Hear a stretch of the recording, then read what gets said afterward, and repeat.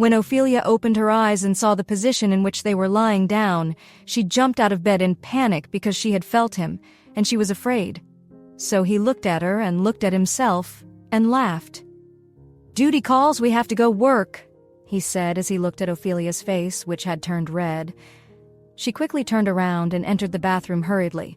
When she was done bathing, she came out of the bathroom in her nightwear. "Alexander, can you pick something for me to wear? I want you to pick it for me," she requested. He got off the bed and went to her closet. "You don't have enough clothes," he commented. "I have to take you shopping. I need you to dress like the queen that you are, and I am your king," he said. Ophelia watched as he ruffled through her scanty collection of clothes. They may have only been a few, but she liked them. He got them for her. Ever since she got into the mansion, her wardrobe had changed. Now she was looking more elegant and more herself, or rather who she was meant to be. She looked at him. Her heart pounded, not from fear this time, but from something she couldn't quite place her finger on. Maybe it was the way he said queen and king that made her feel like royalty. But this was not the first time she had heard that. This was like the second time he had said that. "Why am I feeling this way?" Ophelia asked herself. He finally picked an elegant dress for her. It was deep blue, which contrasted with her pale skin, and he picked a jacket to match. "Here, try this one," he said, handing it over to her with a smile. She took it from him and hesitated for a moment. "Thank you," she whispered, then took the dress to the bed while Alexander also went to take a shower. When he came out, as usual, she gasped, and that was all he was waiting for. He went to the closet with a smile on his lips. When he was done, he walked in the closet, and by the time he came out, he was fully dressed. He moved to where Ophelia was, and Alexander's eyes lit up. She looked beautiful, and he had to let her know, "You look stunning." "Now let's get going. We have a long day ahead," he said. "First of all, I need to talk to Cordelia," Ophelia said as she made her way out of their room. Honestly, she didn't make her way out because she actually wanted to talk to Cordelia, but because it was getting too hot in there. "Cordelia," she called as she went down the stairs. "Yes, Auntie," Cordelia responded, hearing her voice. Once she approached, she covered her mouth in surprise. "Auntie, you're looking very beautiful. Now I see my boss has seduced you," Cordelia said excitedly. "No, nothing like that happened," Ophelia confessed. "What?" Cordelia exclaimed. "I think I need to talk to the boss. Why is boss doing this? I want to see that glow that women have every time that happens," Cordelia said. "But Cordelia, have you ever been touched like that before?" Ophelia asked, amused. "Yes, I was once married. My husband died, Auntie." "Cordelia, really? You're so young." "Yes, I married young," Cordelia responded. "Did you have any kids, Cordelia?" "No, I didn't have at all," Cordelia answered. "Oh, I never knew, and I didn't ask. I'm so sorry. I've been a bad friend," Ophelia said with a hint of sadness in her voice. "No, it's okay, Auntie. Well, I will talk to the boss so that he can make some corrections and give you that glow that you deserve," Cordelia said, and the ladies laughed together.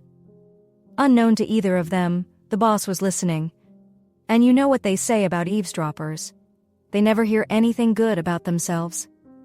When he heard what Cordelia said about him, that he had become a slacker, he covered his mouth and rubbed his chin. "These girls," he thought to himself. "Are we heading out now?" he said all of a sudden, making the two ladies jump. "Yes," Ophelia said, stammering as Cordelia found her way away from that place. His wife wasn't sure what exactly he may have heard, but what she did not know was that he had heard everything. He held his wife's hand and led her out of the mansion to the limo, which was waiting for them outside. "So we could go for lunch together during lunch hours, right? The way we did it yesterday," he said, his rich baritone voice dropping an octave, which caused her whole body to break out in goosebumps. Was this man intentionally doing this? She asked herself. "And when your sister comes around, we can all go out together and have lunch. What do you think?" he said, knowing this would make her very excited, and it did. Instantly, she jumped off her chair into his arms and kissed his lips, and he used that as an opportunity to deepen the kiss. When he broke the kiss, she was breathless. In fact, she did not remember where she was. "Where are we headed?" she asked in total confusion, and he smirked.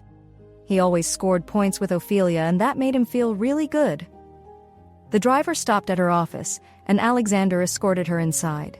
He had promised himself before now that he would escort her every single day. "I won't let them kill her like they killed," he said to himself, stopping himself from calling the one name he did not want to mention and had not mentioned in years. "Call me as soon as your sister comes, okay? Don't forget," Alexander said, giving her a peck on the cheek as he strode out of the office. Shortly, there was a knock on the door, and it opened to reveal Alice. "Good morning, madam. I heard your voice just now. I wanted to greet you and find out how you're doing this morning. How was your night, madam?" Ophelia's face lit up when she saw her receptionist. "My night was good, and I'm doing fantastic this morning. Thank you for asking." "And how are you?" Ophelia asked. "Madam, I'm doing okay. And madam, the others will be coming over to also greet you. That's how we do it," Alice informed her. "Oh wow, that's so nice. Thank you for letting me know, Alice," she said, dismissing her as she got to work. As Alice left, her colleagues came in one after the other to greet the CEO.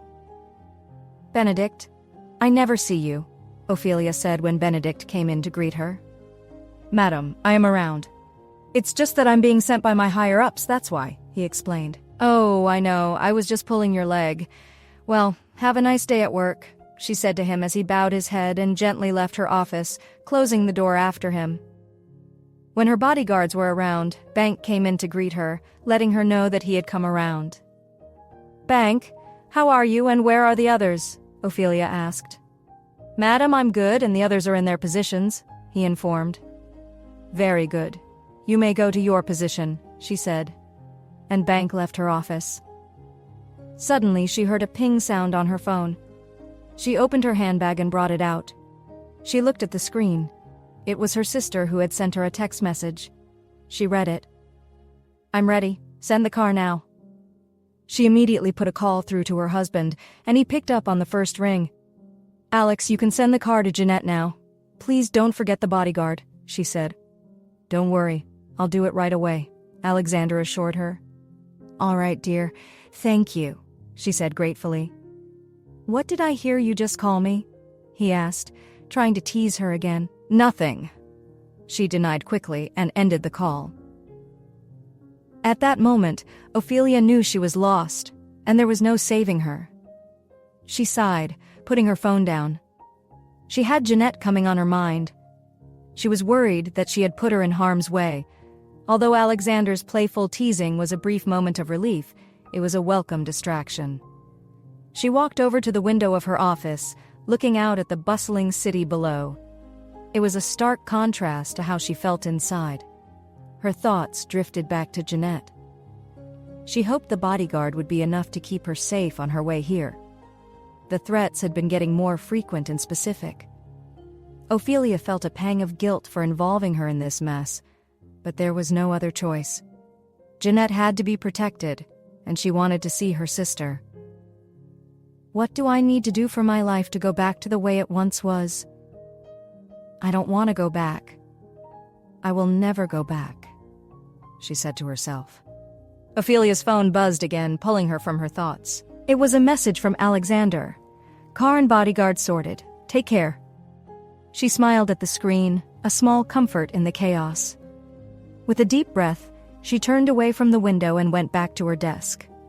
There was still much to do, and she needed to clear her desk so that she, Alexander, and Jeanette would be able to go for lunch together. Her thoughts drifted back to Alexander and the way he spoke to her today, the way he looked at her. Her heart began to race. She just couldn't focus on work today. "What is wrong with me?" Ophelia asked herself harshly. She needed to get a hold of her life and fast. She couldn't be caught swooning over her husband. But he was her husband, right? "He's a total stranger and I don't know him at all, but my heart is saying something else," she said to herself, not wanting to hide the truth from herself. She had fallen for her husband, and she didn't know what to do. The sooner Jeanette comes here, the better for her. She worked on the 2 files on her table to distract herself. She then pressed on her intercom button. Alice, send me Timothy." "Yes, madam," Alice responded, and in an instant, Timothy was in front of her. "Timothy, can you tell me something about this file?" Ophelia asked. Timothy looked at the file properly. "These people had been owed some money," he revealed. "How come?" she asked incredulously. "Some products were collected, but the money that was taken in was not the total amount," Timothy explained. "Who is responsible for that?" Ophelia asked angrily. "Let me get you the head of accounts. He would be able to answer better," Timothy said as he hurriedly went out to fetch the head of accounts. In no time, she didn't have long to wait. The head of accounts was right in front of her to answer all her questions. "Mr. Head of Accounts, can you explain this to me?" she said. "Yes, madam, I can explain. We paid only half of the product," the man said. "Did the former CEO know about this?" she asked. "No, madam," he responded. "So how did it pass by that the CEO did not notice?" she asked, wondering how this could be possible. She tapped on the file and put it aside. The head of accounts shifted uncomfortably in his seat. "The CEO doesn't check every transaction personally, madam. There are too many departments handling these things." Ophelia raised an eyebrow. "And you think that excuses this oversight? This is a significant error." The man swallowed hard. "I understand, madam. It was a mistake on our part. We will rectify it immediately," he said. "See that you do," Ophelia said firmly. "And I want a full report on my desk by tomorrow morning. No more mistakes," she ordered. "Yes, madam." The head of accounts nodded, gathering his papers quickly as he left the room. Ophelia leaned back in her chair, her mind racing with questions. This wasn't just a mistake. Something more was going on, and she intended to find out what it was. At that moment, her phone buzzed again for the third time today. She picked it up and looked at it. She read the message. "Stop sticking your nose into what does not concern you."